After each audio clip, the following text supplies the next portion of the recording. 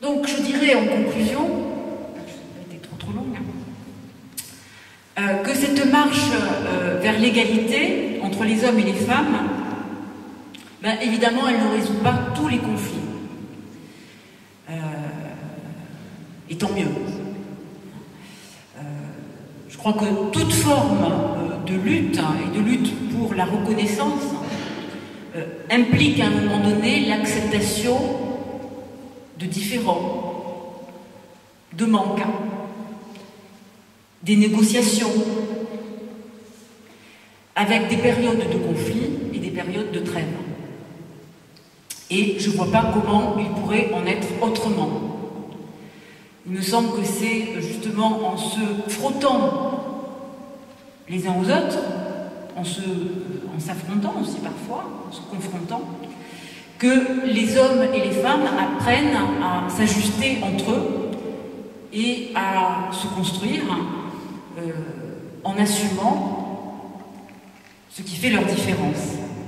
Ou en tout cas, en assumant à la fois les deux pendants, c'est-à-dire toute la plasticité de leur genre, masculin et féminin, mais aussi les limites.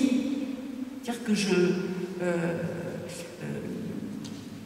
nous relevons quand même d'une condition qui est une condition sexuée, et où il faut que les femmes acceptent qu'elles ne seront pas des hommes, et que les hommes acceptent qu'ils ne seront pas des femmes.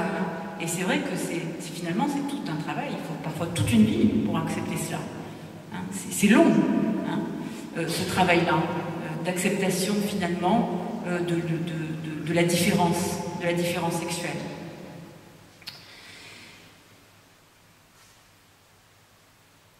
En tout cas, il me semble que cette acceptation-là passe aussi par l'abandon, en tout cas moi je n'y crois pas beaucoup, à l'idée d'une complémentarité homme-femme, qui je trouve n'a rien d'évident.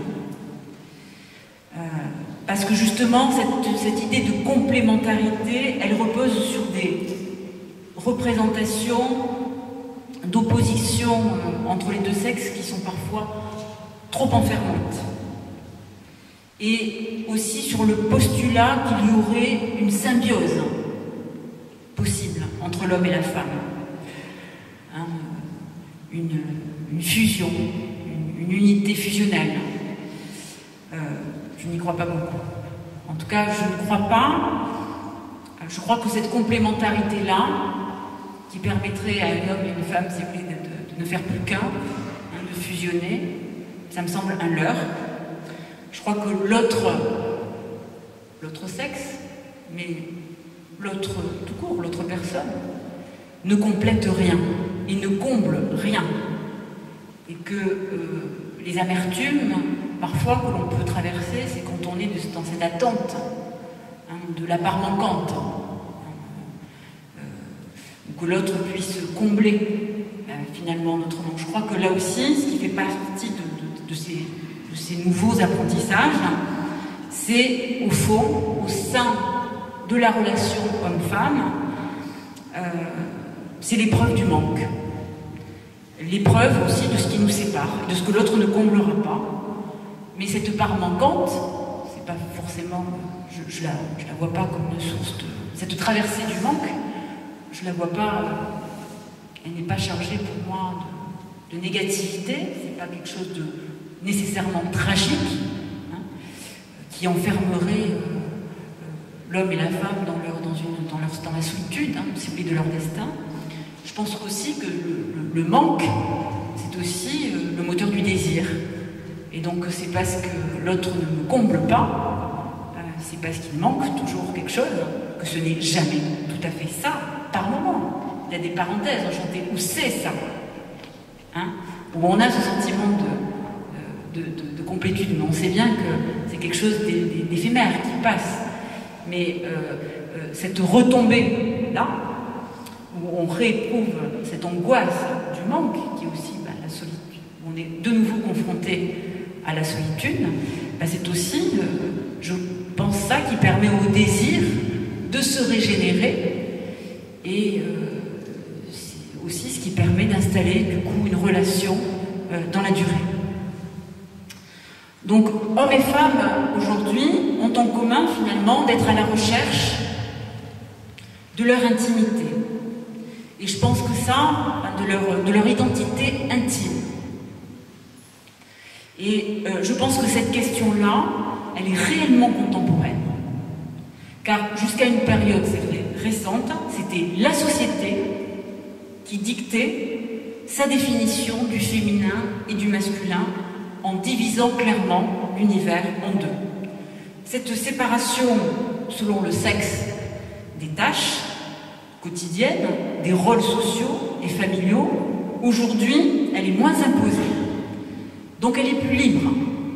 Ce qui veut dire que le collectif, la société, n'apporte plus tous les moyens pour soutenir aujourd'hui cette différenciation entre les hommes et les femmes.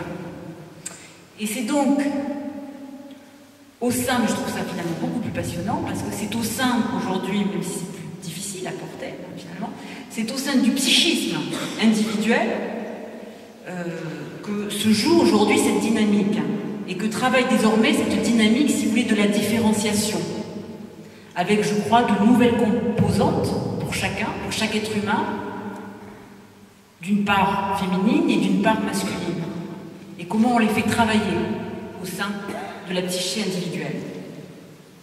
Et je pense que ça, c'est avec de nouvelles composantes qui, du coup, apparaissent, du féminin et du masculin, qui jusqu'ici, peut-être, étaient tenues à l'écart, ou en tout cas, pas autorisés à s'exprimer, qui sont en train de s'inventer.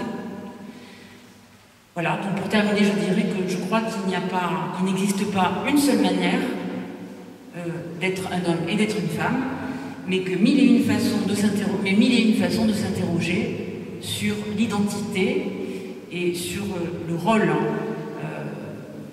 rôle des sexes, et donc que les rapports hommes-femmes ne peuvent se trouver qu'enrichis par cette multiplicité. Voilà, merci.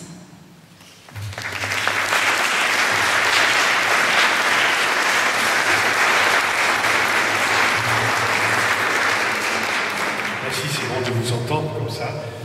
Il y a des choses quand même que seules des femmes savent dire. Et ça c'est intéressant aussi de l'entendre. C'est le fruit d'un long compagnonnage multiple et divers avec les hommes. Je crois. Une partie des livres que vous avez cités sont sur la table de presse là-bas, apportés par Siloé, et ça c'est intéressant. On se donne 5-6 minutes pour écrire des questions, au moins les écrire pour se mettre les mots qu'on a envie de poser aussi à Nathalie maintenant. On pourra peut-être aussi prendre, il y a un micro-baladeur, on pourra aussi intervenir par oral. Mais on prend 5-6 minutes pour écrire des choses, ça permet de bien formuler ce qu'on a envie de formuler.